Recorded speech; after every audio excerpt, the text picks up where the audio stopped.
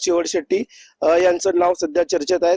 तर माजी आमदार राजेंद्र राऊत यांनी बार्शीमध्ये जिल्हा परिषद आणि पंचायत समितीच्या 18 पैकी 18 जागा जिंकत आपलं वर्चस्व राखलं आहे। त्यामुळे त्यांचे निकटवर्तीय दीपक वैद्य आणि भारती दराडे यांचं देखील नाव चर्चेत आहे।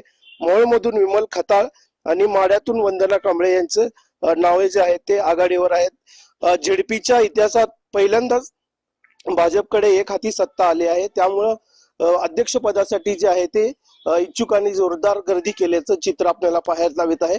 येणाऱ्या काही दिवसातच सोलापूरचा अध्यक्ष कोण असणार याचं चित्र स्पष्ट होणार आहे। सध्या तरी जे आहे ते अध्यक्षपदासाठी जे आहे ते जोरदार चुरस असल्याचं आपल्याला पाहायला मिळत आहे।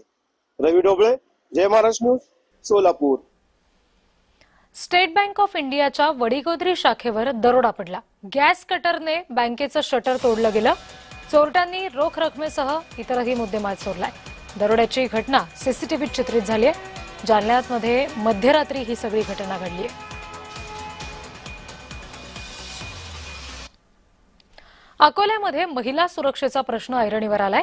बाईकवरून आलेल्या टवाळखोरानं शाळकरी मुलीची छेड काढली। जवाहरनगर परिसरातला हा सगळा संतापजनक प्रकार आहे।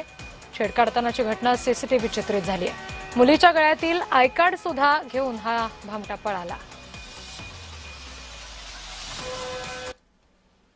अमरावतीच्या कांतानगरमधील न्यायाधीशांच्याच घरी चोरी झाली।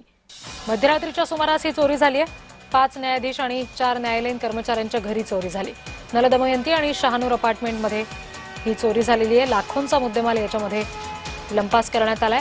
पोलिसांकडून चोरट्यांचा शोध सुरू आहे।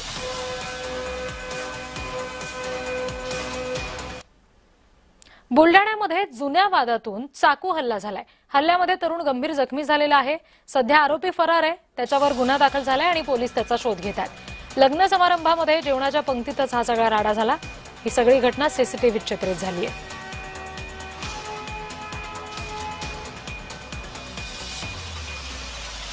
हे दृश्य आपण बघतोय। बुलढाण्यामध्ये लग्नाच्या पंक्तीतच दोघांमध्ये वाद झाला आणि त्याच्यामुळे हल्ला करण्यात आलेला आहे आणि संबंधित तरुण गंभीर जखमी आहे। शॉर्ट सर्किटमुळे घरात मोठा स्फोट होऊन 3 कुटुंबांच्या संसाराची राखरंगोळी झाली आहे। जुने जळगाव परिसरातली ही घटना आहे। शॉर्ट सर्किटमुळे स्फोट होऊन घरामध्ये मोठं नुकसान झालेलं आहे। सगळ्या संसाराची राखरांगोळी झाली आहे। 3 कुटुंबांचं याच्यामध्ये नुकसान झालंय। घरात शॉर्ट सर्किट झालं, त्यामुळे आग लागली घरामध्ये। मी ज्यावेळेस घरामध्ये एंट्री मारली त्यावेळेस मी तिकडच्या घरात उभ्या पाहायला मी पुऱ्या परिवाराला बाहेर काढलं। मी समोर मंदिरा ठिकाणी होता। दिवा जळलेला असं काही सांगू शकत नाही, परंतु गॅसच्या अंडीचा स्फोट हा नक्कीच झाला आणि आता आग पूर्ण नियंत्रणात आली आहे। परंतु घराचं व संसारापैकी वस्तू पूर्ण जळालेल्या आहे।